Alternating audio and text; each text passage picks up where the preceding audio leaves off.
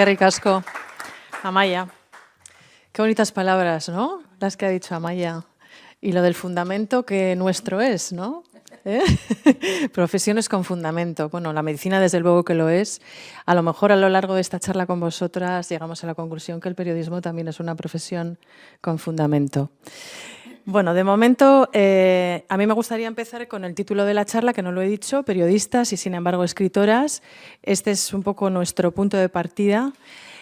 Hay redactores, hay periodistas que además de ocuparse de lo que está pasando, dejan fluir su escritura hacia otros ámbitos alejados de la frenética actualidad, ¿no?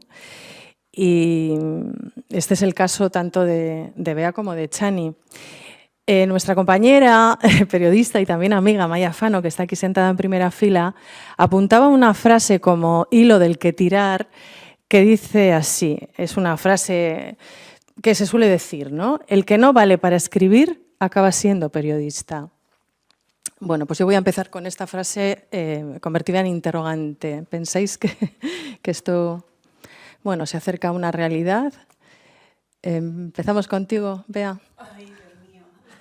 Es mi primera vez, discúlpenme. Bueno, cuando en esta frase yo creo que parte de un artículo que publicó José Bergamín en 1924 en La Verdad. Entonces él hacía una teoría en la que hablaba de que el periodismo y la literatura son ámbitos diferentes y aún contrarios, ¿no?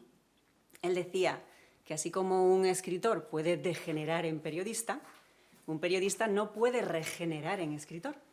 Y yo creo que algo de razón tenía. La verdad es que no me apetece empezar el coloquio pues, de esta manera, que puede parecer que veníamos a desmontar un prejuicio y yo voy con ese prejuicio, ¿no? Pero creo que cuando un periodista deriva en escritor, es que ya era escritor, aunque no tuviera ninguna obra publicada, ningún título, porque escribir también es soñar que se escribe, ¿no? Entonces, quizás habría que distinguir entre periodistas y escritores que trabajan en los medios de comunicación. ¿Qué opina Chani? Me he quedado pensativa con lo último que ha dicho Beatriz. Bueno, quiero dar las gracias al Colegio de Médicos por ser tan hospitalario. Además, yo que soy tan hipocondríaca, siempre me siento mejor en estos lugares. Hay varios médicos en la sala, ¿no? Está bien saberlo. Al Colegio Vasco de Periodistas, particularmente a Amaia Fano, que tiene que aguantarnos también con el estrés y las cargas de trabajo que llevamos. Y quiero dar las gracias pues por compartir aquí este rato. Además, veo colegas en la sala, periodistas en este caso, pues porque también se nos da la oportunidad. Alicia San Juan, ya tengo la suerte de conocerla hace mucho tiempo, somos amigas, pero de conocer a Beatriz Manjón, a la cual no conocía y estoy encantadísima de poder estar con ella. Pues a ver, José Bergamín, esa teoría suya, yo la aprecio como poeta, además está enterrado por aquí en Iparralde, aunque era gaditano, pero no se la compro, yo no se la puedo comprar porque yo he crecido admirando a periodistas que no tenían la vocación literaria. Luego igual es que a lo mejor me he quedado pensando en tu última frase, luego lo volvemos a hablar.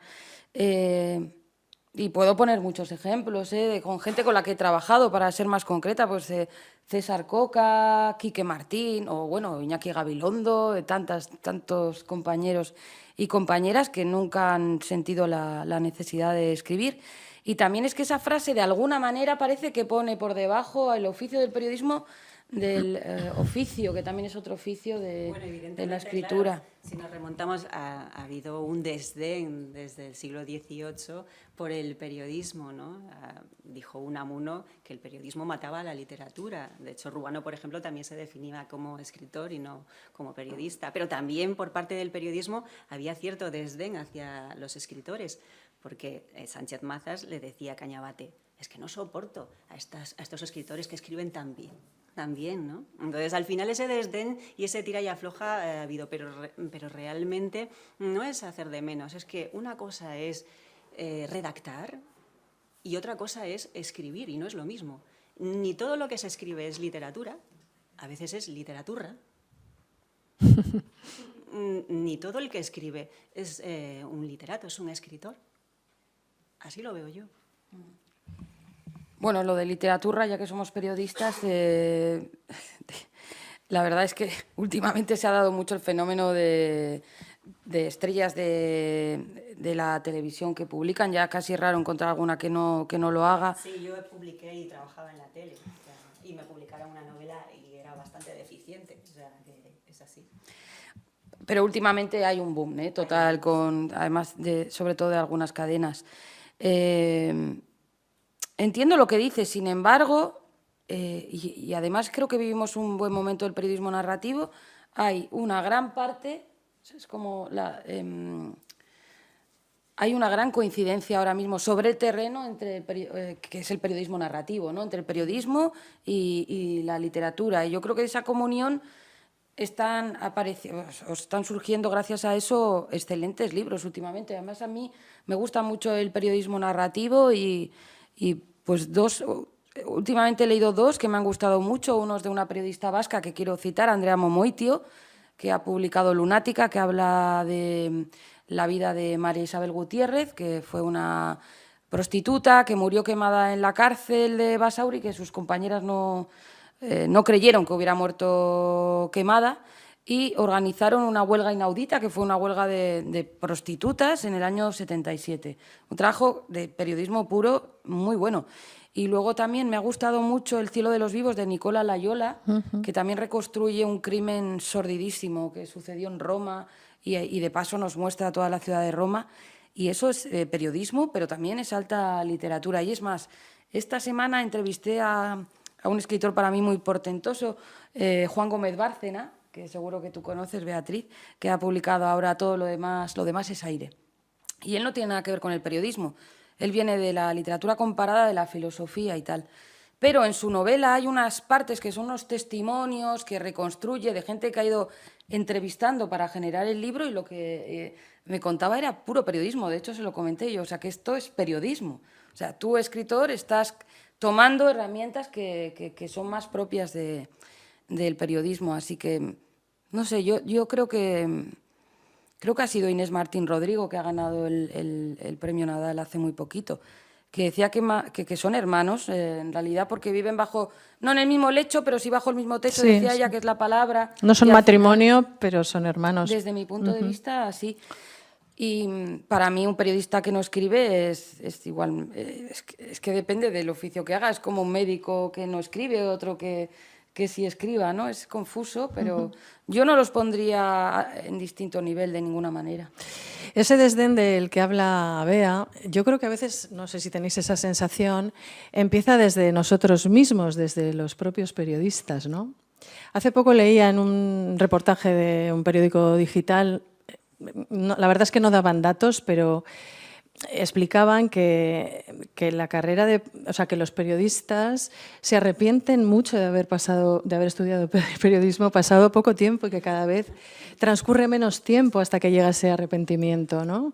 Es la carrera de los arrepentidos. Si volviera a nacer, no volvería a estudiar periodismo. Si mi hijo me dice que quiere ser periodista, lo mato. O sea, no sé, creo que algo pasa en nuestra autoestima. Entiendo que tiene mucho que ver la precariedad laboral, la industria de los medios de comunicación a lo mejor no puede asumir la cantidad de periodistas que se licencian o que quieren dedicarse solo a hacer radio, televisión o prensa. No sé, ¿qué opináis del fenómeno de los arrepentidos?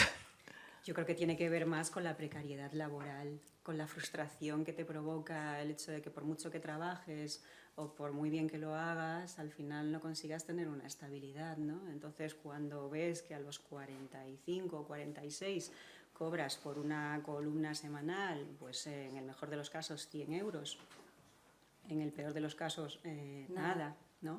En un nivel intermedio 40, y ves que realmente tú no puedes vivir con eso, pues es normal. Pues yo habría estudiado medicina, ya que estoy aquí, pues sí, medicina estética, que es ahora mismo lo que más se lleva. Estoy totalmente de acuerdo con Beatriz. Tiene que ver con la precarización del sector, con la carrera en sí no, porque nos lo pasamos bastante bien en general, yo creo, en la facultad. No es una carrera exigente. Yo luego, pero se aprende mucho. Yo luego, cuando acabé de periodismo, me apunté a Derecho porque tenía la sensación de que no había aprendido demasiado, y no es ni la mitad de estimulante. O sea, si tú tienes curiosidad por aprender, en periodismo se aprende mucho. Pero bueno, volviendo un poco al asunto troncal, yo creo que este sector sí que está muy precarizado. Como bien decía Beatriz, se escriben columnas a veces a cambio de nada, sin remuneración económica, lo cual yo creo que tenemos ya que dejar de hacer, porque no puede ser.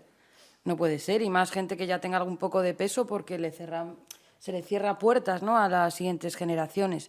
Y supongo que lo apuntabas tú, Alicia, también quizá con problemas de autoestima, que quizá ni nosotras mismas valoramos el trabajo que realizamos. Que realizamos. Luego somos muy corporativistas en el sentido de defender al medio, ¿no?, que nos arropa, poco valientes en ese sentido.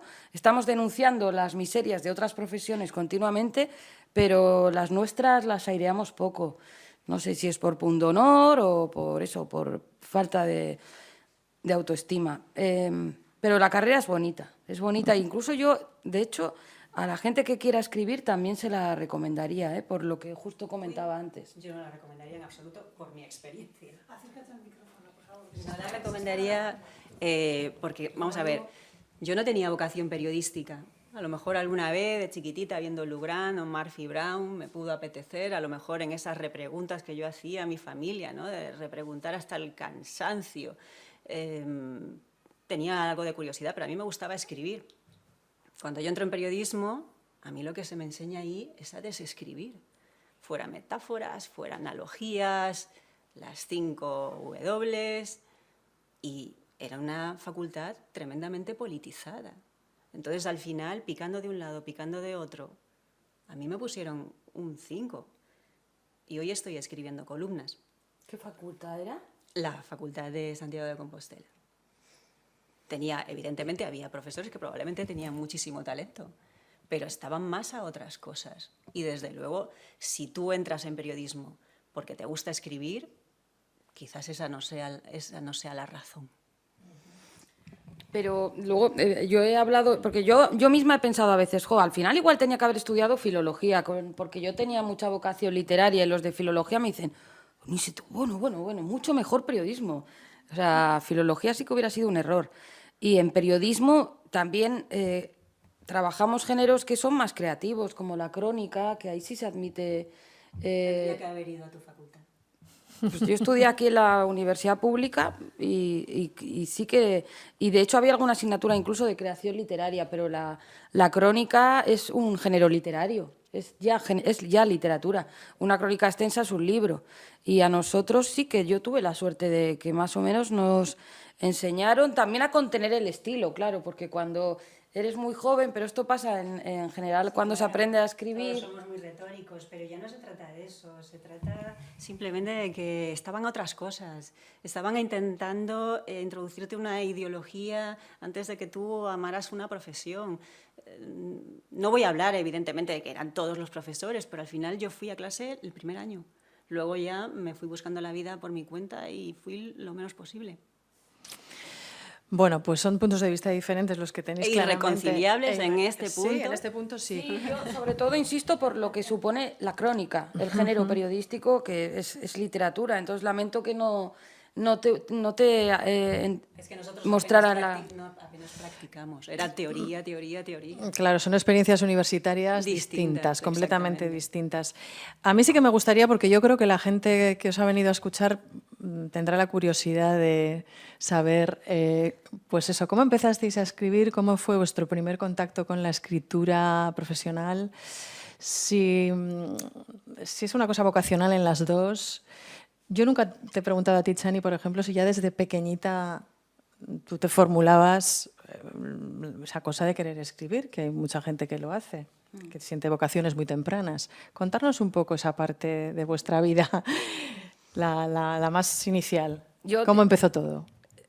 Yo es que escribo desde pequeña, sí. Además, es que no me acuerdo ni de... Yo creo que empecé a escribir cuando aprendí a escribir, porque hay ya algunos textos míos...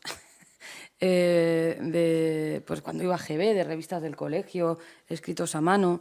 Así que esa pulsión se ve que la ha tenido siempre, que yo lo suelo achacar al hecho de haber sido hija única y quizá aburrirme y explorar en el aburrimiento y desembocar en la escritura y en la creación de historias, ¿no? En contarte a ti misma una historia para para pasar la tarde. Y luego la vocación periodística yo creo que también me surgió pronto, pero pienso que vinculada siempre a la escritura. O sea, la pulsión de escribir literatura creo que es más fuerte en mi caso que la del periodismo, pero sí que pronto entendí que yo tenía que estudiar periodismo y me gusta mucho escribir reportajes. Sigo encontrando el placer en la escritura más que en mi caso en las columnas.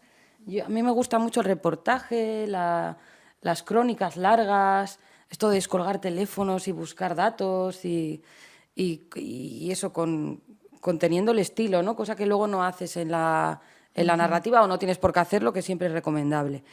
Pero bueno, respondiendo a tu pregunta, pues sí, desde siempre he escrito, siempre he tenido esa pulsión, no sé si vocación, pero la pulsión sí.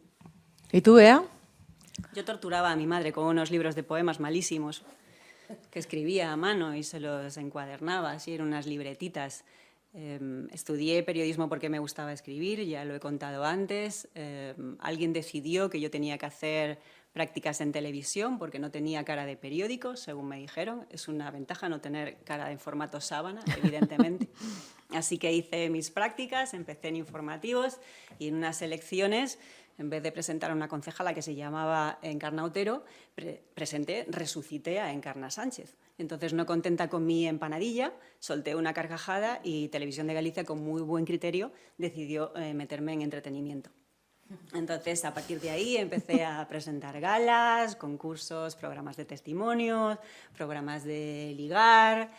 Y cuando uno hace ese tipo de programas, ¿no? Programas, digamos, ligeros, y viste de una manera provocativa o viste de una manera así sexy, pues entonces la gente puede pensar que lo único que tienes que ofrecer es el escote, ¿no? Aunque a veces uno se exhibe para poder ocultarse.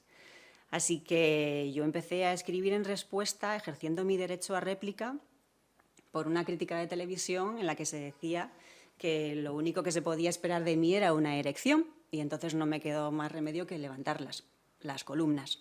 Y así empecé en La Voz de Galicia, después en ABC, después en The Objective y ahora en La Región.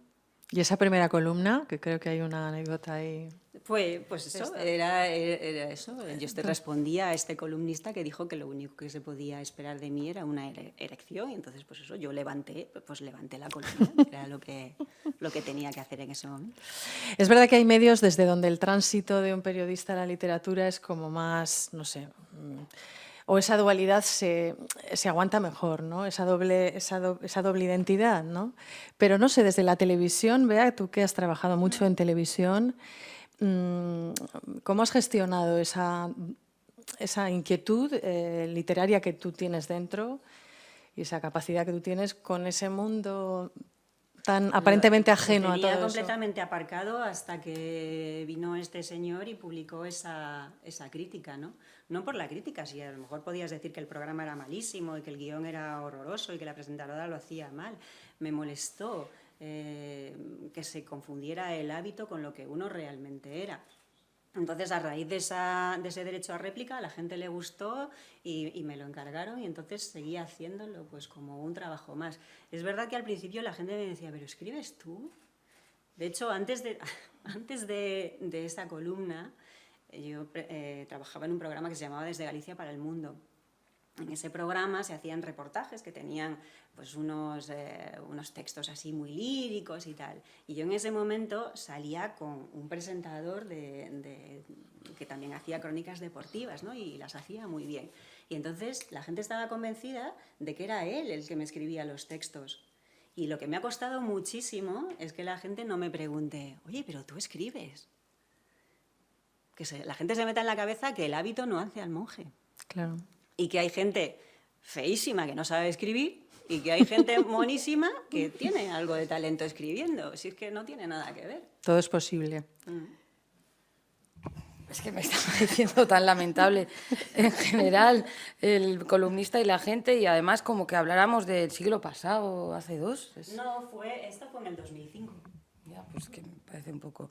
Y a ver si consigo explicar esto, el comentario totalmente soez del señor este columnista generó algo bueno porque tú escribiste las columnas, Bueno, pero... no, eso lo dirán los lectores, a lo mejor Bueno, nunca se sabe. te hemos leído y sí, te hemos leído y sí. Pudo ser una Pero tortura en lo su que me da rabia es que todavía tenga que venir un señor a encender el ánimo, ¿no? Para reaccionar, o sea, y no reaccionar una como... Claro, porque en esa época yo estaba muy ocupada con otro tipo de facetas, ¿no? Realmente yo encontré divertimento en presentar programas de televisión. Yo me reía, me divertía, y participaba en el guión, que era otra manera también de dar rienda suelta a esa pulsión de escribir, ¿no? Me escribía mis propios textos, cambiaba los de los demás, al final hacía una labor de edición. Yo tenía esa pulsión muy satisfecha. Lo que pasa es que este señor escribió eso y encendió otra mecha. A ver, claro, es que los compañeros, las compañeras de televisión también hacen un claro, trabajo dignísimo, estamos vamos. entrando en el periodismo de prensa y en lo que es la crónica, pero claro, cuando yo antes hablaba de la diferencia entre escribir y escribir literatura, ¿no? Es que hay mucho tipo de periodismo y hay mucha redacción que no tiene nada que ver con el talento de la escritura, es pura redacción. Ya es escritura también, porque hay que ordenar, hay que cribar. Sí, evidentemente, porque escribir es cribar, es verdad. Pero a lo que hablo es el del talento. Es lo mismo como alguien que tenga talento para cantar, que te llegue. Es distinto que alguien que pueda cantar. Puedes cantar, sí, yo puedo cantar, mejor no lo voy a hacer. Pero no tengo el talento de cantar. Ya, pero a veces si tienes el talento de encontrar una buena historia, ni siquiera haría falta el talento de la excelencia. Por supuesto, porque eres un conducto. Al final lo que quieres es transmitirle a la gente una historia. Pero es que yo creo que eso es distinto. Eso es comunicar, pero no necesariamente es tener un talento para la escritura. Pero ahí estaríamos en el periodismo narrativo, que es no ficción, pero... Sí. Pero es literatura. Por supuesto. Digamos que es uno de los reductos más literarios de la prensa. Para mí, el reducto más literario es la columna. Para mí. De hecho, Umbral dijo que la mejor literatura del siglo XX, en una exageración, se había hecho en las columnas, en los periódicos. Por supuesto que es una exageración, pero es que debería haber un capítulo específico para las columnas dentro de la historia de la literatura. Y es que hay una hibridación de géneros, hay una vocación estilística, hay una riqueza expresiva. O sea, si tú lees columnas de Umbral que tienen el tono de un cuento, el tono de un diario íntimo, que juega con endecasílabos blancos, o sea, realmente es que eso es literatura. Para mí, mucho más que la crónica. Hombre, sin duda, además estamos hablando de Umbral, pero en la crónica también se pueden poner ejemplos. Por supuesto que sí, pero digo que a mí personalmente me parece más literario la columna. Las dos sois excelentes columnistas, escribís columnas y es verdad que... Dime, Chani. Es que lo que yo hago no sé si son columnas o piezas literarias a veces, no sé muy Bueno, bien. para el común de los mortales, ¿no? Bueno, está en una decimos columna. La columna de Chani hoy que cuenta, o pásame la columna que la quiero leer, o me he leído tu columna. Javois ha sacado ahora un libro Sí. que reúne sus columnas y hay un prólogo muy gracioso porque enuncia unas verdades y luego las discute, o sea, cómo se ha ido contradiciendo él, ¿no? Dice, bueno, he hecho columnas de opinión y el 70% no tenían opinión, pues el mío, las mías igual al 90%, no sé si tienen mucha opinión, ¿no? A mí me parece un género muy complicado porque además os coloca a las columnistas en una tribuna pública, ¿no? En medio de, a veces, debates pues encendidos, más o menos, del debate público. No sé eso cómo lo vivís, si como una gran responsabilidad, si sois conscientes de eso o no lo tenéis en cuenta para nada. Yo lo vivo Bueno, mal. a quien quiera. Fatal. ¿Lo vives mal? Sí, muy mal. ¿Con qué periodicidad escribes las columnas, Bea? Con demasiada. Semanal. No, es una columna semanal, lo vivo mal, porque yo soy exigente con lo que escribo, porque generalmente me siento frustrada cuando escribo, porque siempre pienso en lo que me gustaría escribir, luego veo lo que está plasmado y hay una falla enorme entre una cosa y otra, ¿no? Y al final, pues el lector no sabe, no conoce esta falla que se abre entre lo que tú quisiste escribir y lo que luego está plasmado, ¿no? Lo he contado alguna vez. Es como tú te imaginas que estás pintando el ecceomo de Murillo y luego te encuentras con el ecceomo de Borja ahí en el folio, ¿no? Pues al final es un poco así. Y eso para mí resulta frustrante porque quizás me lo tomo con demasiada exigencia. Y luego, por el hecho de plasmar nuestra opinión, es verdad que el columnismo te hace posicionarte, o por lo menos que el lector intuya que tienes unas determinadas ideas, que tienes unos determinados valores, unos determinados principios, puedes hacerlo más veladamente o no.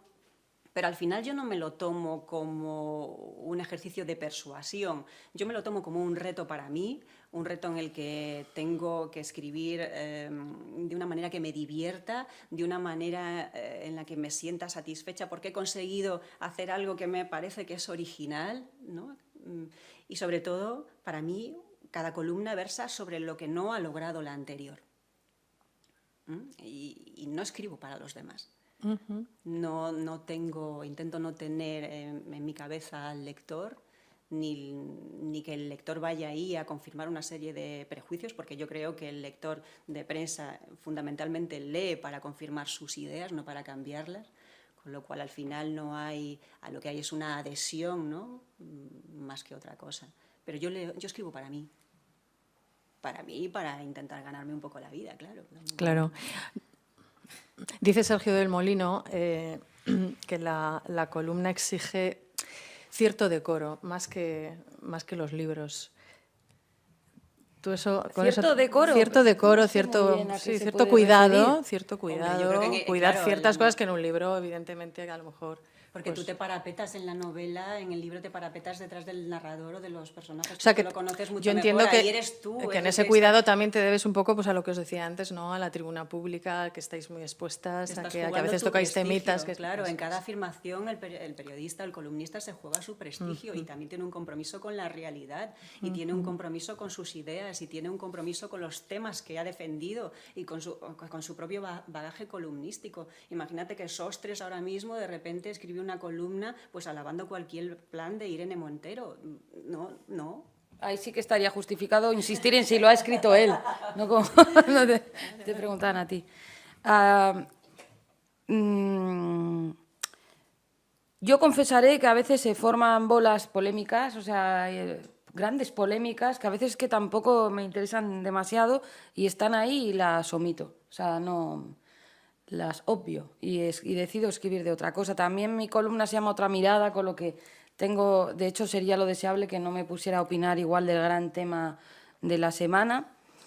Y por otro lado, aunque pudiera hacerlo, decía Beatriz, y es verdad que está en juego nuestro prestigio, pero es que a veces está también en juego nuestra tranquilidad, porque yo a veces no encuentro energía para meterme en un jardín que sé que va a ser un jardín y generar una polémica que luego no voy a tener ganas de atender o me va a quitar tiempo de otras cosas que me interesan más. Como hay tanta polarización ahora mismo, la verdad que opinar se está volviendo un poco complicado y eso depende del humor con el que te levantes, o es mi caso, que ya digo que mis columnas son un poco quizá más literarias, del humor y de la energía y de las ganas y decir, ¿me pagan para esto? O sea, ¿me pagan para que ahora yo me eche aquí enfrente o no me pagan tanto? Y yo a veces pienso que no. Que no hay dinero que lo pague, ¿no? No hay dinero que pague semejante sufrimiento. Es que es verdad, hoy en día vamos, y yo luego quiero hacer otras cosas, no estar mirando ahí quién me está insultando, porque ahora eso es lo peor, con los comentarios de los digitales te insultan, vamos, aunque hables de cualquier cosa. En cierto modo está bien tener un hater. Yo creo que eso es una ventaja porque te saca un poco de la comodidad y te saca del es como tener un jefe duro, ¿no? Sí, exactamente. Hay que huir de la loa constrictor, porque al final uno se acaba creyendo muy bueno y acaba creyéndose que lo hace muy bien, pero realmente cuando tienes un hater, eso que se llama un hater, un odiador, cuando tienes una persona que te dice las cosas que no están tan bien o siempre con educación, pues te hace crecer, te hace mejorar, ¿no? Con respecto a lo que estaba hablando Chani antes, hay unos versos de Álvaro García que a mí me gustan mucho, que dicen, deja la actualidad que se hace sola, vete al presente que te necesita, ¿no? Al final yo creo que los columnistas debemos quitarnos de la maraña de la actualidad, de las últimas polémicas políticas e ir un poquito más allá, ir al presente, a la realidad, a lo que está ocurriendo, incluso a la universalidad de lo cotidiano, ¿no? Estoy de acuerdo. De hecho, bueno, iba a comentar dos cosas. Una anécdota con esto de los digitales y otra con los columnistas. Lo de los digitales, a ver, a mí me han dicho muchas cosas y tal, pero... bueno, a mí los haters a veces me hacen hasta gracia, pero en plan paternalista, o sea, por mi parte, la verdad, porque digo, es que este tío es tonto a veces, la verdad.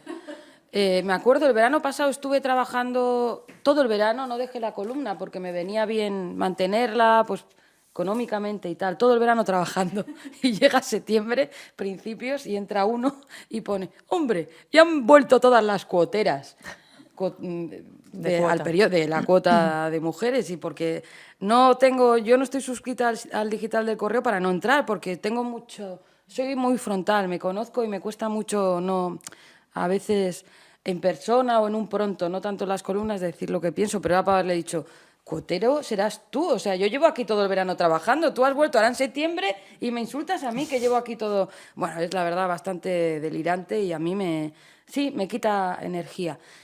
Y luego lo de las columnas, es que lo del presente es una idea que me ha interesado mucho, más que la actualidad. Es verdad que habría igual que mirarlo más. Y a lo mejor hay mucha opinión y menos análisis de expertos o, bueno, gente que es muy buena analizando lo que está pasando.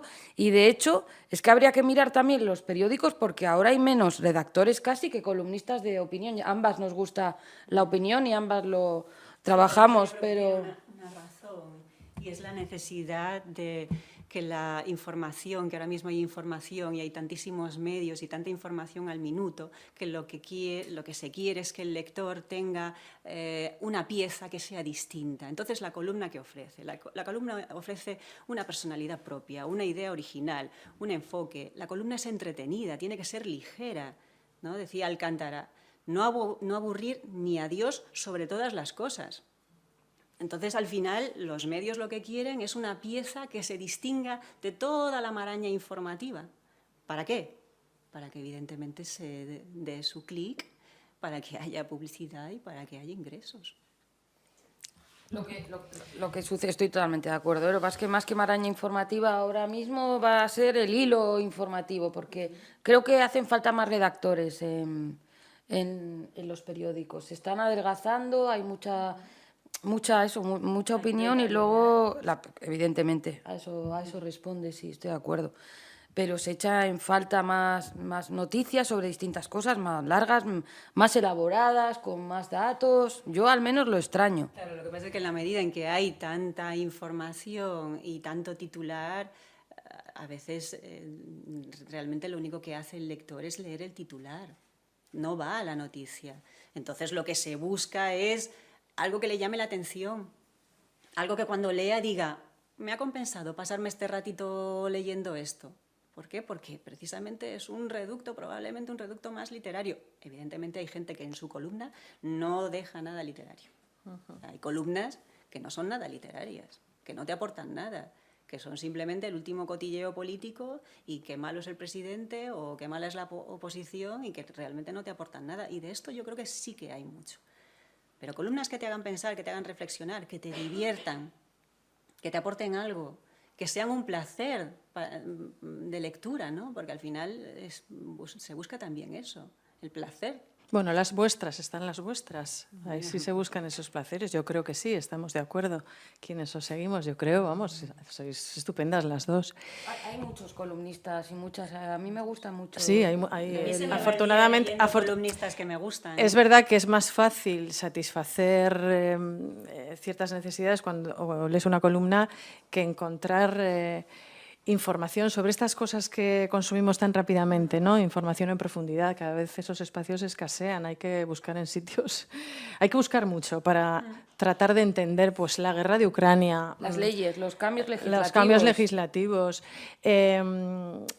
Sí, estamos en eso, pues en las pantallas de Matrix, ¿no? Es como que hubiera un guión súper establecido y alguien decidiera, pues ahora paramos con este tema y empieza otro. Y todos, los columnistas, los periodistas, los lectores, tienen que estar focalizados en un solo tema. Una Dime, cosilla Chani. que no quiero que se me olvide, que nos has preguntado antes lo del columnismo y tal, a mí me resulta difícil opinar sobre lo evidente. O sea, el activismo de lo evidente, que hay mucha columna también que es activista de lo evidente. O sea, digamos, se incendia una casa. Pues ¿quién va a decir qué bien que se haya incendiado una casa, no? Y salen un montón de columnas diciendo qué mal que se haya incendiado la casa, que igual queda muy bien, porque es una opinión cómoda o porque es cabal, ¿no? Pero ese columnismo evidente a mí me cuesta mucho trabajarlo, hacerlo y leerlo incluso también, no me gusta. No es que me moleste lo que leo, porque además muchas veces me puede parecer bien, pero digo, ya, sí, es que es evidente. Es evidente. ¿No? Para vosotras, ¿qué es más complicado? ¿Construirse una identidad periodística o construirse una identidad literaria? ¿Qué os resulta más difícil? Yo no tengo ninguna identidad literaria y no sé si tengo identidad periodística, pero es que tengo muy poca experiencia como escritora. Escribí una novela, ya lo digo, muy mala. Tuve la mala suerte de que se interesaran por ella enseguida. Tuve una agente literaria muy pronto y una editorial también muy pronto, con lo cual no me dio tiempo a reescribirla, a decir, Dios mío, ¿qué he escrito? Y a revisarla y pulirla hasta dar con algo mejor.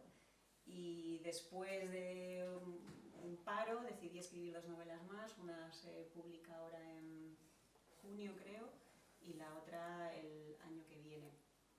Entonces, realmente no creo que tenga definida mi personalidad como escritora. Tampoco tengo una pulsión de escribir novelas. No creo que vuelva a escribir ninguna novela más. La verdad es que cada día me gusta menos escribir. Yo sé que esto probablemente no debería decirlo, pero es así. Yo llego a aborrecer la escritura. Me planteo vivir de pura contemplación, encontrar, no sé, la afición en otro tipo de cosas, y que se me ocurran pensamientos originales o aforismos, pues se me ocurrirán. A veces los apuntaré, otras veces no, a veces los compartiré y otras veces no, y no pasará nada, ¿no? Yo creo que se está escribiendo quizás demasiado. Somos muchos escribiendo y tampoco es necesario. Yo recuerdo, Chani, que cuando te dieron el premio Euskadi Literatura, me dijiste que te sentías escritora. Y mira que llevabas tiempo escribiendo, ¿no? Sí. En relación a cómo te ven los demás. Por eso lo de la identidad y lo de manejar esas 2 identidades, que yo creo que en ti sí que están. Era una broma que te hice, me acuerdo que era como No, que pero sentía que me había licenciado en escritora. Eso es, que Eso era. bueno, pero era como que eras escritora ya en unas letras un poquito más mayúsculas, aunque Sí. repito, tú llevabas una carrera ya larga publicando libros y novelas, ¿no? Sí, pero bueno, sí que me ha venido bien el premio Euskadi para la autoafirmación, si se quiere, o para pacificar algunas dudas o algunos cansancios y momentos más desabridos. Y sí que de aquí el premio Euskadi, como es importante, por eso era una broma de que me había licenciado en escritura. Lo que decía Beatriz de que ya hay mucho escrito, que es que hay mucha gente escribiendo, es cierto.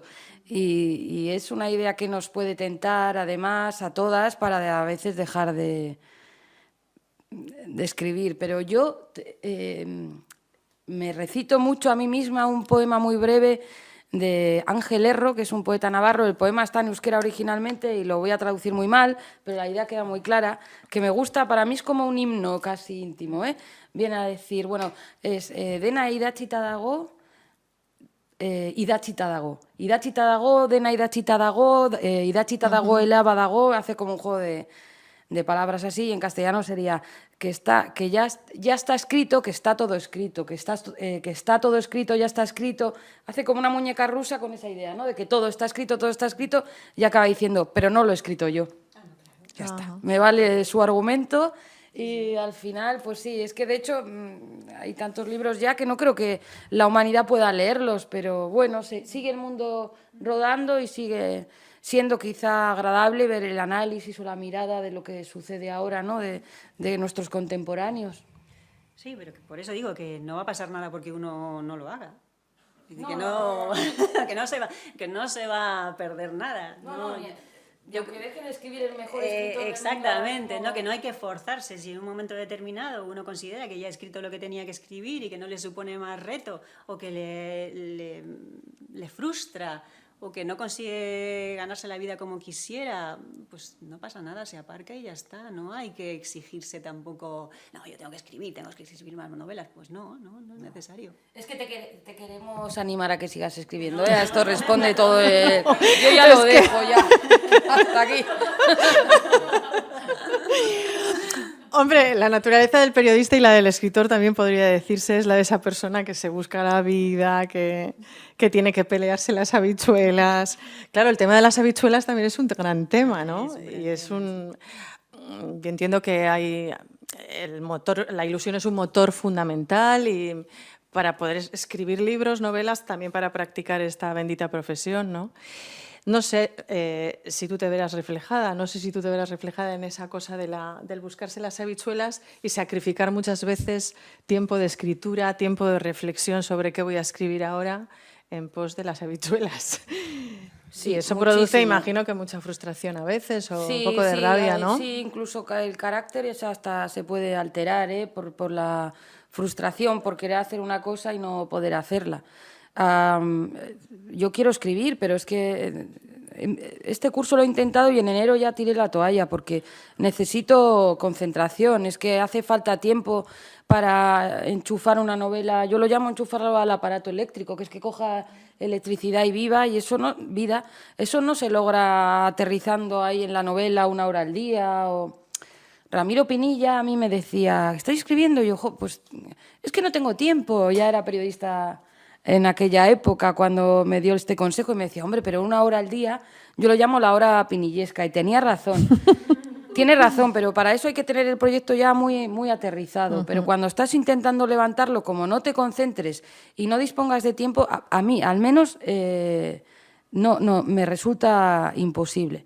Entonces, bueno, pues este curso, por ejemplo, pues escribiré ahora cuando acabe junio, que termina ya la carga de trabajo más fuerte, y espero estar de mejor humor. Y tengo otras amigas que también escriben, estoy pensando en una en concreto, que este año ha tenido que volver a la enseñanza, que no hubiera querido, hubiera preferido seguir escribiendo, pero las habichuelas, y está también de mal humor, y yo estoy un poco de mal humor también, porque quiero y no puedo, y estoy todo el día de aquí para allá, y no me da tiempo a hacer lo que quiero, pero bueno, vamos, que es así y ya está. También hay capítulos reconfortantes dentro de esta obligación, ¿no?, de tener que trabajar cuando haces un reportaje que te gusta o das una clase que te ha quedado bien o algo, vamos. No es todo un sufrimiento, pero sí que es verdad que a mí me gustaría disponer de más tiempo para escribir. En el caso de Bea no existe esa urgencia, ya nos lo has dejado claro, ¿no? No existe esa presión. Que a veces también es esa presión porque yo no me puedo ganar la vida con el periodismo, quiero decir, no, me la pude ganar con el periodismo literario, digámoslo así, ¿no? Con las columnas. Me la pude ganar durante un tiempo que estuve en ABC, pero después de ABC realmente yo con lo que escribo no podría ganarme la vida. Pero tengo un mecenas estupendo que es mi marido, que además es irresistiblemente guapo, y entonces pues tengo la suerte de poder escribir cuando me da la gana y de no estar sujeta a esa obligación, ¿no? Hay una frase en La gran belleza que dice, ¿por qué no escribes otra novela? Y porque me gusta salir demasiado por las noches. Y es verdad, ¿no? Yo creo que lo bueno que tiene el periodismo o el periodismo literario es que no tienes que elegir entre vida y bibliografía, ¿no? Que puedes un poco vivir y al mismo tiempo ver satisfecha esa pulsión literaria. Sin embargo, la escritura de una novela requiere tiempo, requiere dedicación. Recogimiento, silencio. Sí, y cuando tú estás pensando al acabar de escribir una columna en que ya tienes que pensar en el tema para la siguiente columna y en un enfoque distinto y en un punto de vista original y todo lo que ves ya con forma de columna, ¿no? Pues al final eso te merma tu capacidad creativa, la capacidad para pensar en una novela que es un asunto ya serio. Estaba pensando y volviendo un poco a este problemita de autoestima que a lo mejor tenemos los periodistas, que claro, cuando un periodista da el salto a la literatura, está visto este salto profesional como un salto hacia algo mejor, hacia ganar más prestigio, a lo mejor, a una evolución, ¿no? Eso también me hace pensar eso, volver otra vez a esa idea recurrente que tenemos, que además antes de la charla hemos estado hablando del oficio y me ha dado mucho que pensar esa conversación. Y vuelvo todo el rato a esa idea de que ¿qué nos pasa, no? Lo que os digo, un periodista que deja la información y se convierte en un gran escritor es como si hubiera dado el salto, se hubiera comprado una casa más grande o fuera a llevar una vida mejor o fuera a ganar ese prestigio que a lo mejor no nos da el periodismo. Depende Depende de dónde vienes, ¿no? Y depende de lo que escriba, porque ahora tenemos casos muy notables de periodistas con más o menos un prestigio y luego publican cosas que dices, jo, pues no está tan bien, ¿no? O igual pueden decepcionar, porque la gente a lo mejor los admira mucho por el trabajo que están haciendo en los medios y luego no funcionan como periodistas o autores de ficciones, y en otros casos, sin embargo, sí, es que hay de todo. Y luego, por ejemplo, la gente los de la radio, yo creo que los que están ahora por las mañanas, así que son los más fuertes, ninguno tiene veleidades literarias y ahí están con todo su prestigio. Yo creo que hoy lo prestigioso es no publicar ningún libro. Como está todo el mundo publicando, realmente al final lo prestigioso va a ser no publicar. Bueno, sí, eso te puede convertir en una persona con una leyenda enorme, ¿no? Eso sería lo más prestigioso, porque realmente hoy publicar está casi al alcance de cualquiera y no necesariamente que tenga talento, ¿no? Tú no has tenido muy buenas experiencias con las editoriales. ¿Cómo ha sido tu relación? En mi primera novela, cuando yo estaba trabajando en televisión, no tuve problema. Era una persona conocida en Galicia y entonces supongo que la editorial dijo, uy, el cielo abierto, aunque esto no tenga la calidad, o a lo mejor para ellos la tenía, desde luego no tenía la calidad, para mí no la tenía, ¿no? Luego, cuando ya he escrito algo más aceptable, pues al final escribí una novela que tenía, digamos, esa novela que lleva una persona en su interior, ¿no? Eso que tienes que escribir, que sientes que tienes que escribir. Era una historia relacionada con mi familia, una historia vinculada a la enfermedad mental, al suicidio. Entonces, cuando la escribí y se la envié a un editor que se había interesado después de publicar esa primera novela, me dijo, uy, es que este tema es muy espinoso, todavía no se había puesto el foco en la enfermedad mental y en el suicidio, ¿no? Es muy espinoso, yo creo que aquí va a ser un poco difícil, si fuera Francia o tal, distinto. ¿Por qué no escribes algo, digamos, más comercial, algo más fácil, más fluido? Total, que después de ese año que dediqué a esa novela dije, bueno, pues voy a escribir otra cosa y escribí una novela relacionada con nuestra obsesión por la imagen, por nuestro miedo a envejecer y se la volví a dar y la verdad es que me planteó una coedición, ¿no? Y dije, pues no, yo para pagar por mi trabajo, pues yo esa concepción no la entiendo, porque al final es un ejercicio de vanidad. Si yo pago por mi trabajo es simplemente para ver una obra publicada, para que los demás la lean. No, yo no quiero pagar por mi trabajo. Mi trabajo es el que tiene que ser remunerado. Así que la envié, esa novela y la otra, pues a unas cuantas editoriales, a una decena más o menos. Muchas no contestaban nada y otras pues la rechazaron, pero eso sí, muy educadamente, diciendo que ese rechazo no suponía un juicio negativo. Hombre, no llegué a los 38 rechazos de Margaret Mitchell, por lo que el viento se llevó, pero bueno, me he llevado mis 5 o 6 noes hasta que al final, precisamente por las columnas que escribo, una editorial que se llama Monóculo, que es una editorial chiquitita, pues se interesó porque yo ponía en mi bio coleccionista de rechazos editoriales y dijeron, oye, ¿tú tienes algo que te rechazan y qué es? Y le envié una novela, les gustó, le envié la otra, les gustó y van a publicar las dos. Qué trabajo tan estupendo están haciendo las editoriales independientes, ¿eh? Y además publicando cosas fantásticas. Yo estoy decidida a acabar con mi prestigio porque como si publicar desprestigia, yo voy a estar decidida a hundir mi prestigio, el que tuviera. Tu experiencia con las editoriales, Chani, a lo largo de tu vida como escritora, pues cuéntanos alguna cosa que te haya pasado. Bueno, tú te has sentido querida, te has sentido bien recibida en las editoriales en general. Yo también he tenido Has tenido rechazos, cartas de te han dado rechazo, calabazas. Sí.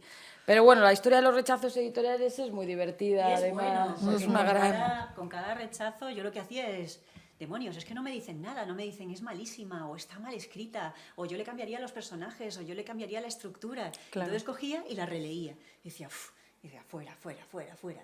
Y pulía, pulía, pulía, pulía. Y así con cada rechazo. Y al final, bueno, porque una novela realmente no se acaba nunca. Una novela la acabas tú. Y la acabé porque ya no recibí más rechazos, si no seguiría ahí insistiendo, insistiendo, insistiendo. Yo siempre he tenido la teoría de un pasito más. Entonces empecé publicando en Elea, que era una editorial muy pequeñita de Bilbao. Luego la mandé a Erein y me dijeron que sí. Después ya como escribía en castellano, pues intenté buscar una editorial que se colocara mejor los ejemplares en España, ¿no? En general. Y busqué, yo creo que ahí ya me llegaría algún rechazo. Finalmente publiqué Lengua de Trapo. Lengua de Trapo luego tuvieron 1500 problemas, cerraron no sé qué, no estaba hábil y me fui a Tres Hermanas, que es una editorial pequeña independiente, que no sé si conoces, pero te la recomiendo. Y muy bien, y luego con esta última la mandé a Seis Barral pensando que me dirían que no, y para mi sorpresa dijeron que sí, pero vamos, que también en ese tránsito que he resumido ahora sí que te llegan cartas. Bueno, y eso con suerte, porque es muy habitual, que a mí me da rabia que lo hagan, y a mí ahora ya eso no creo que me suceda o ya no me venía sucediendo, pero por lo menos los editores podían decir que no.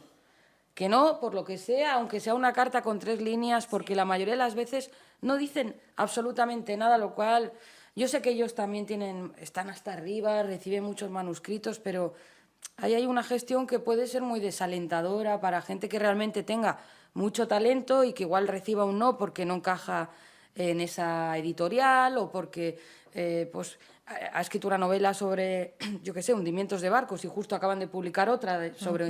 Es que a veces los rechazos también, vete a saber a qué responden. Pero, hombre, una contestación, aunque sea telegráfica, sí que vendría bien porque es una cuestión de ego, es muy frágil, ¿no? Todo este proceso de la creación y no conviene desanimar a la gente así, como con ese casi por protocolo, ¿no? Como esto de ya no responder. Yo no sé si pasará en otros países. Yo sé porque la tengo en varios rechazos, es como un modelo de... Una carta tipo. Sí, a lo mejor podría ponerse de moda dejar a las parejas también como una especie de modelo de cómo dejar, pero sí, vendría lo mismo. Y por lo menos eso, por lo menos un no, porque decir nada, no responder. Bueno, a lo mejor es que uno manda al sitio equivocado, ¿no? Y no te contestan, pues porque no reciben manuscritos simplemente, o porque no estás llamando a la puerta adecuada, que eso también puede pasar, ¿no? Mientras te estaba escuchando, Bea, y no sé si lo voy a encontrar entre mis papeles, pero ahora que te he escuchado hablar, ahora entiendo mejor las 5 líneas con las que te defines en tus perfiles, ¿no? ¿Sí? Donde dices que, ¿cómo es? Soy una gallega sin escalera, ¿no? Sí. Colecciono rechazos editoriales. Sí. Ayúdame a seguir con él. Me acuerdo que hay alguna tontería más, sí. Asalto de cata, vivo asalto de cata. Vives asalto de cata. Eso es lo más importante, la comida. O sea, para mí es mucho más importante la satisfacción culinaria que la profesional, y lo tengo que decir así llanamente. Y que tus mejores textos son los que no escribo. Todavía no he escrito. Claro, los que no Ahora escribo. Entiendo perfectamente. Mucho mejor tu perfil. Mis mejores páginas siempre son las que no escribo. Claro que sí. Pues fíjate que en qué pocas líneas te has definido a ti misma, ¿no? Sí, creo que soy una gallega sin no te has dejado, nada. Lo digo claramente, ¿no? Conmigo se sabe si subo, si bajo y todo lo demás. Me estoy acordando de una frase muy divertida de Uriarte, pero no lo digo por Beatriz, pero una entrada en sus diarios que dice: con lo fácil que es no escribir una mala novela. Sí, bueno. Con no escribir... Bueno, la novela de Chani, En los últimos románticos, para quienes no la hayáis leído todavía, bueno, la recomiendo vivamente. Y es una novela en la que ella habla sobre todo de las pérdidas, de las pérdidas de valores, de las pérdidas de ese sentimiento de comunidad fundamentalmente, pero bueno, se mencionan otro tipo de pérdidas. Ahora, mientras os escucho hablar, hablamos de periodismo, de escritura, de literatura. Bueno, está claro que esa forma romántica de hacer periodismo, no sé si ha terminado definitivamente. Y os pregunto, esa pérdida de valores en la que parece que estamos inmersos, ¿va a hacer también que cambie mucho una manera de escribir literatura con un sentimiento romántico? Os vais a tener que adaptar vosotras como escritoras a ese mundo de pérdidas a la hora de escribir de otra manera. Bueno, yo sé que Bea se aferra mucho a los autores muertos, ¿no? A autores. Yo no me voy a adaptar. Tú no te vas a. No, yo soy una inadaptada. No, yo vivo siempre en otro siglo. Esa es la verdad. Por eso. Sí, yo soy una antigua. Bueno, ¿no? Te resistes, es una Me resisto, postura. Por supuesto, de todas maneras, yo creo que una persona tenga valores o no, al final no tiene mucho que ver con que sea romántica o no. Yo no lo veo así. Tú puedes tener unos valores muy afianzados, pero luego al final no ser romántico, ¿no? Creo que hay que distinguir en ese sentido. Pero que evidentemente cuantos menos valores tengas, vas a hacer un tipo de literatura menos reflexiva, menos constructiva, por supuesto. Pues a la narrativa, bueno, a la literatura, como le favorece las situaciones más desfavorecedoras también, sería osado, yo creo, intentar saber qué es lo que va a pasar, porque del conflicto y de las situaciones adversas y de incluso épocas moralmente más convulsas han salido muy buenos libros. De todas formas, el título de mi novela es bastante engañoso porque apelaba al romanticismo. Bueno, luego es por una frase de Quique González en primer plano, luego digo cuál. Y además apelaba al romanticismo, pero como la escuela de pensamiento, que era reivindicar la originalidad de cada persona, como una respuesta al neoclasicismo. Y también es verdad que eran muy melancólicos, ¿no? Y tenían esta mirada hacia el pasado, los románticos, cosa que a mí no me parece tampoco muy aconsejable, o en un grado solo. Y bueno, el romanticismo luego derivó también en nacionalismos y tal, pero a mí me gustaba la idea de que cada persona es original. Es por ahí que la puse, pero bueno, sobre todo por este verso tan irónico de Quique González, que es que dice 6:35 de la madrugada, los últimos románticos se acaban acostando con cualquiera. Y quería que tuviera esa retranca, pero bueno, es verdad que tú lo lees y dices, pues salió, creo que fue en el Ola, en las 10 mejores, no, o una recomendación de las 10 novelas románticas del verano o para el verano. Y yo pensé, muy bien, porque ahora me va a odiar un montón de gente, que cuando vea que esto no es literatura romántica, porque... ¡Qué decepción! Sí, eso es decepcionar es lo peor, que como campaña de marketing no se me ocurre otra cosa peor que decepcionar. Puede hacerse responsable de las expectativas, ¿no?, de los lectores. Claro, bueno, no sé, yo me pongo en el lugar del decepcionado, pues es una serendipia, te vas buscando una cosa y te encuentras otra. Igual te gusta más que lo que buscabas.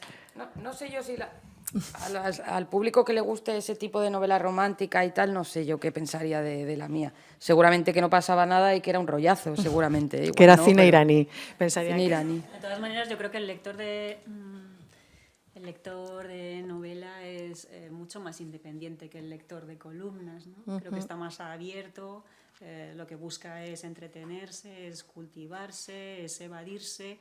Entonces, al final, no busca tanto reafirmarse en la lectura como el lector de columnas. Entonces, creo que al final esa es la ventaja, ¿no? Además de mayor libertad, también el lector es más libre, más independiente.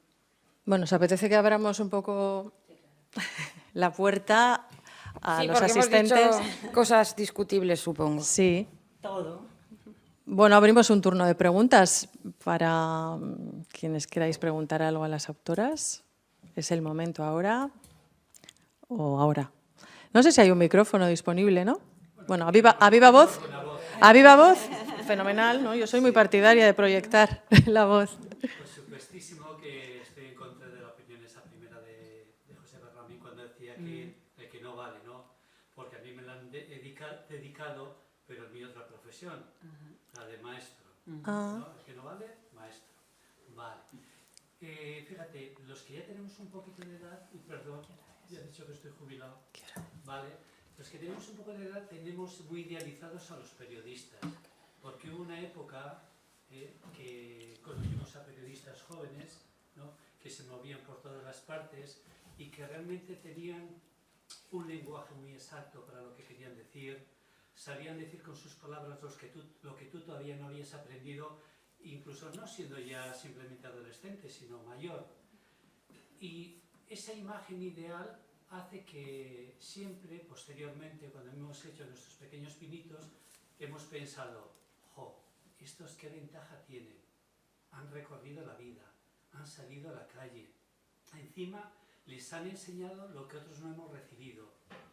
Y para colmo, estoy convencido que todos los periodistas tienen muchos libros escondidos que o no los han escrito o sobre todo no los han sacado.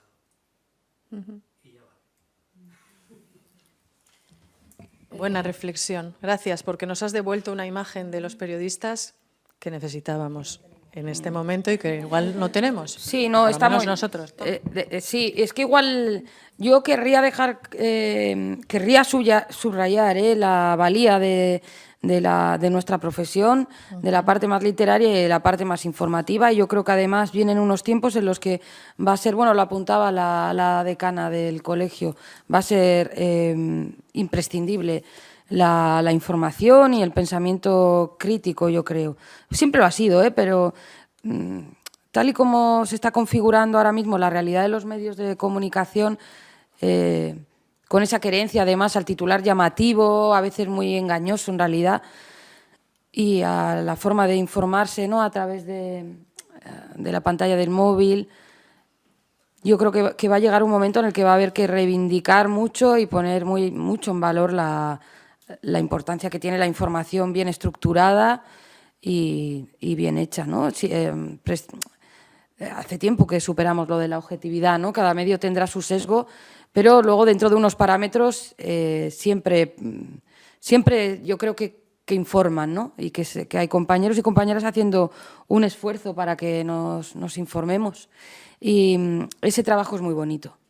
Y es una gran profesión, lo que pasa que, para no abundar más, sí que creo que está precarizada y que quizá también, como es muy vocacional, nos aprovechemos de la gente igual más joven, ¿no?, que quiere entrar y no le importa no cobrar por ir haciendo, por tal y cual. Y esto es imperdonable, la verdad que yo creo que son prácticas que tienen que quedar ya definitivamente atrás. Pero la profesión en sí es maravillosa. La profesión puede ser maravillosa, pero yo creo que es una profesión más como otra cualquiera. Ni hay que desprestigiarlo, ni hay que prestigiarlo. Es decir, al final, escribir es como cualquier otra profesión. Fíjate, yo es que estoy un poco sorprendida con esto de que ser periodista simplemente es escribir. Yo tengo otra no, es más cosas, claro, por supuesto. Absolutamente claro, diferente claro. de lo que es la profesión, ¿no? Esta es una profesión absolutamente vocacional, que la llevas dentro, que la vives. Es una manera de ver la vida, es una manera de recorrer la vida y de contarla. Escribir puede que sea lo de menos. Cómo lo escribas puede que sea lo de menos. Yo jamás iría a una facultad de periodismo a aprender a escribir. Claro, ese fue mi fallo. Escribir, me iría a otro sitio. Claro, pero claro, yo hablaba de que nunca he tenido vocación periodística. Yo fui porque a mí nadie me orientó, nadie me orientó y me dijo, mira, no vayas a periodismo porque ese no es tu sitio, ¿no? Entonces, yo no estoy diciendo que la carrera tenga que ser de otra manera.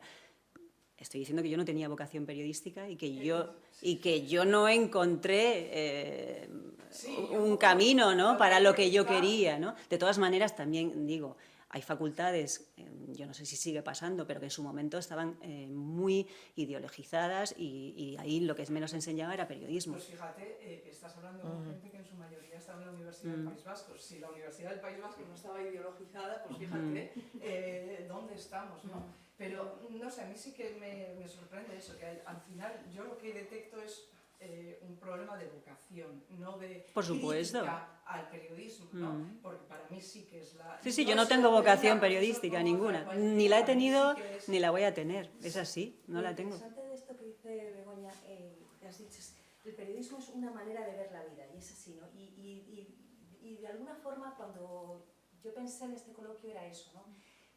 Y me dirijo a ti, Chani. ¿Tú crees que hubieras escrito Los últimos románticos como lo has escrito si no hubieras sido periodista? Es decir, ¿qué le da? O sea, la visión de un periodista cuando escribe es distinta a un escritor. O sea, que eso es allí donde yo quiero llegar a la reflexión.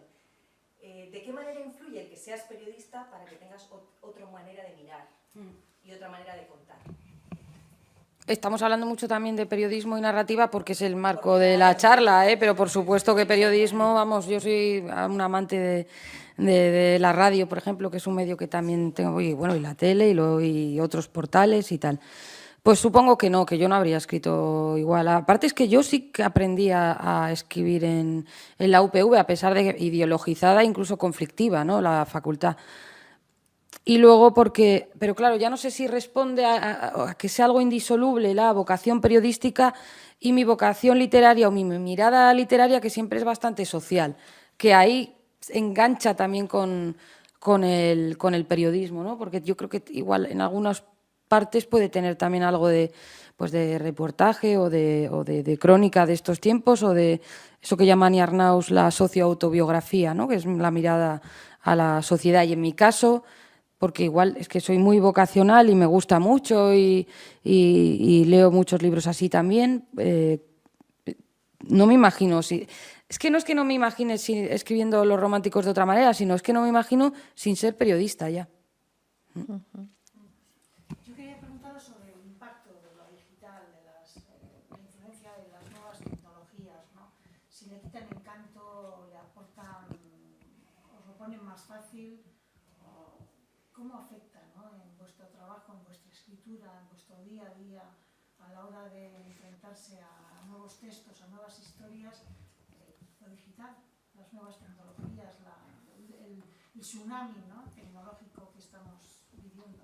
En la literatura en nada, la verdad. Y en periodismo, a todos nosotros, yo creo que está contribuyendo una vez más a que sea todavía más precario, porque las piezas que se hacen para portales digitales también a veces pues no se pagan de forma absolutamente miserable.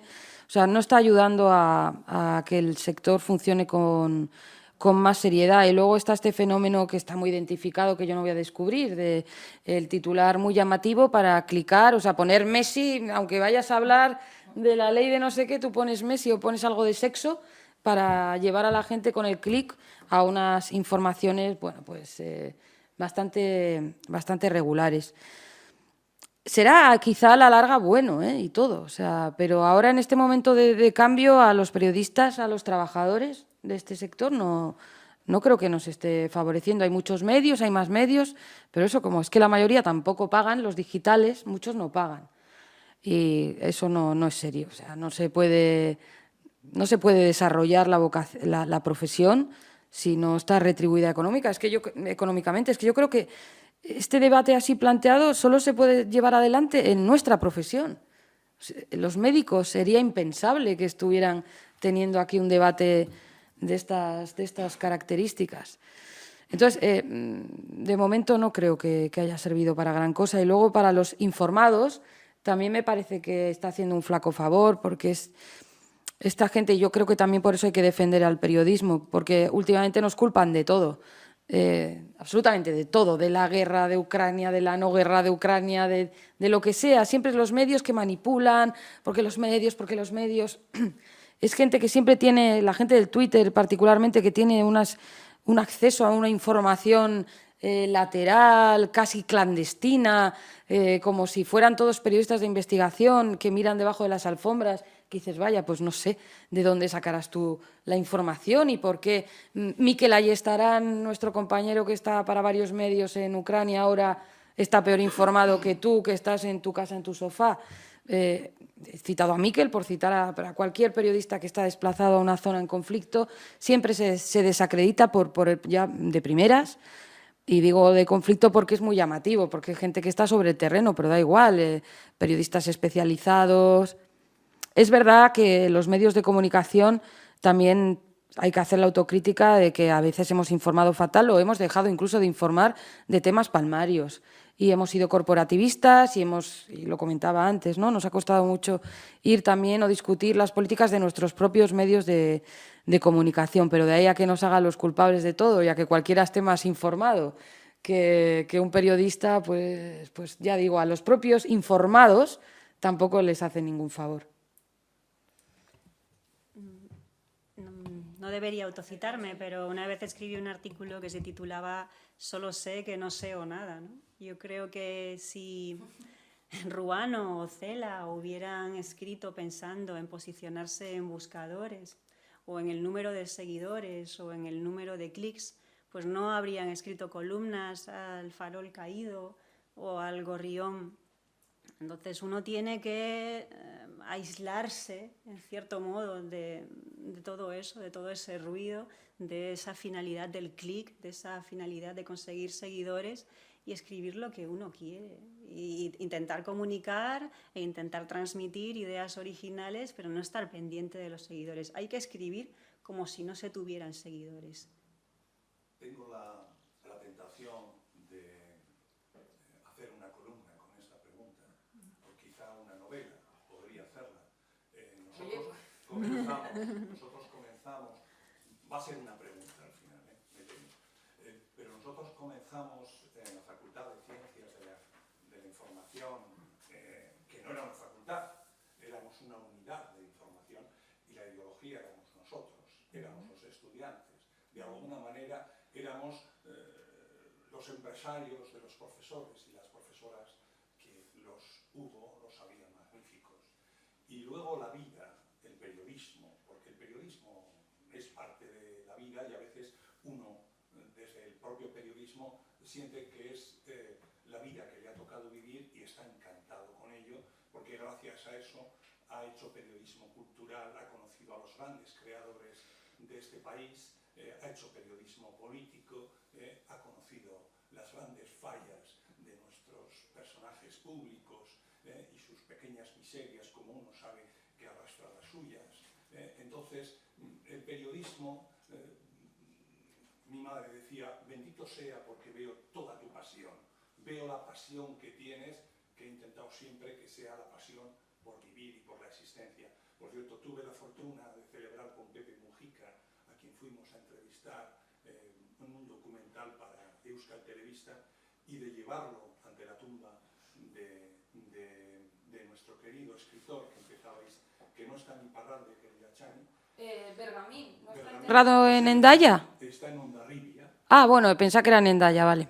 Y fuimos allí y Pepe nos pidió que saliéramos un poco del cementerio, porque aunque él era ateo, pero quería tener una conversación con Bergamín. Fue muy, muy hermoso. Entonces, son tantas las piezas, son tantas las columnas, no escritas y las sí escritas, y los reportajes hechos, como ir a Peseiros, en Galicia, un cura que se lió a tiros porque no quería enterrar a una socialista que iba pocas veces a misa. Bueno, y hablar con la gente y volver lleno en el coche de patatas y cebollas gallegas magníficas, que todavía tengo el sabor en la boca, ¿no? El periodismo, al final, quiero decir, ha hablado antes la decana, Amaia Goicoechea. Amaia Goicoechea, si hoy pudiera volver hacia atrás, yo volvería a ser uno de los, entre comillas, pequeñitos ideólogos de esa Facultad de Ciencias de la Información. Pero Amaia no estudiaría periodismo, hoy haría medicina.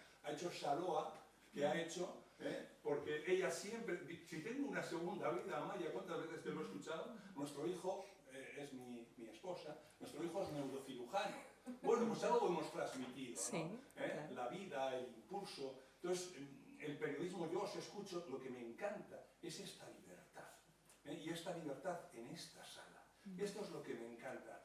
Y escucharle a Beatriz, que me hace reír, me hace sonreír, me choca con algunas de las cosas que yo pienso. Creo que en parte ella también ha utilizado una ironía, una fina ironía, una retranca gallega. Tengo amigos gallegos magníficos y es también gracias al periodismo, pero es que mi pasión por el periodismo es desmedida. Entonces, se puede decir lo que se quiera, porque es que yo no soy ese periodista que manipula, no lo he sido nunca. Estuve 3 meses trabajando para Interview y cuando fui donde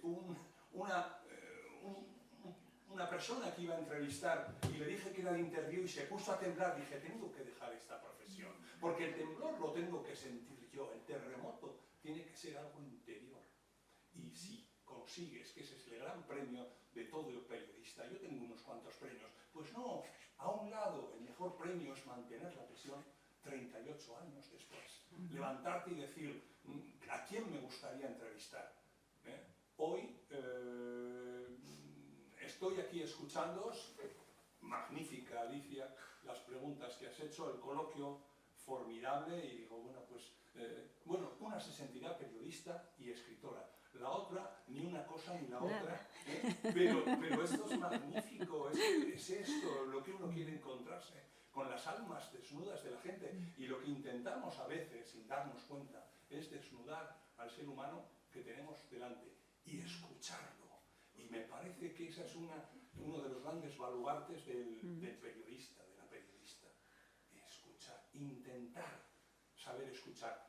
Y dejo la columna anterior, no le supe escuchar al de ayer, voy a escribir sobre lo que no me quedó bien en la próxima entrevista, voy a saber escuchar mejor. Y voy a intentar plasmar eso de la mejor manera posible. Esta es una profesión maravillosa. Lo decía Gabriel García Márquez. ¿Qué decía Gabriel García Márquez? Que empezó en el periodismo, ¿no?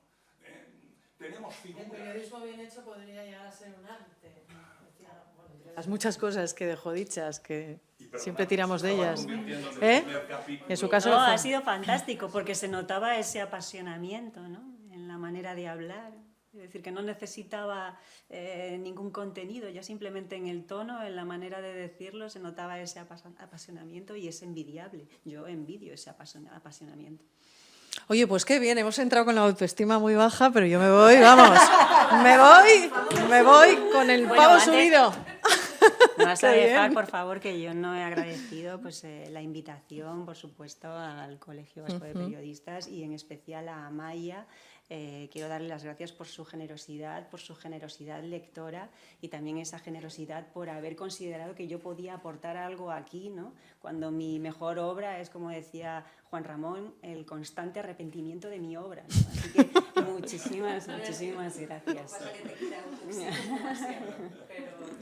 Bueno, yo creo que hay mucha pasión detrás de las cosas que dice Bea, que es muy radical, y esa radicalidad, sí, a mí me gusta también porque me confronta con cosas y, no sé, deconstruyes, no sé. Bueno, a mí yo me hago muy fan porque me ha hecho mucha gracia al comienzo de la charla decir, he escrito un libro pero es muy malo, no lo lea, ya, eso es. Sí, es muy grande. Bueno, lo vamos a dejar aquí. Ya sé que Chani está escribiendo, bueno, siempre está escribiendo, pero que es como la pregunta de cierre de siempre, de todas estas cosas, que ¿en qué andáis? ¿Qué estáis haciendo? Pues escribiendo y luchando contra el tiempo. Deja ya de hacer bolos y ponte a lo que te tienes que poner. Y Bea, si no conseguimos... Pensando en la jubilación. Si no conseguimos disfrutar de esa novela que tienes ahí a punto o no a punto de publicar, o dos... En junio sale Una vez fui bella. Y el año que viene, si Dios quiere, sale No me salves, que es la novela que siempre quise escribir, que es la novela que yo creo que es una novela de justicia para una injusticia. Bueno, pues nada. Sí. Oye, pues un placer, chicas. Igualmente, qué calor, ¿verdad? Muchísimas gracias. Bueno, pues lo dejamos aquí. Es que ricasco, Tortxeagatik, y hasta la próxima.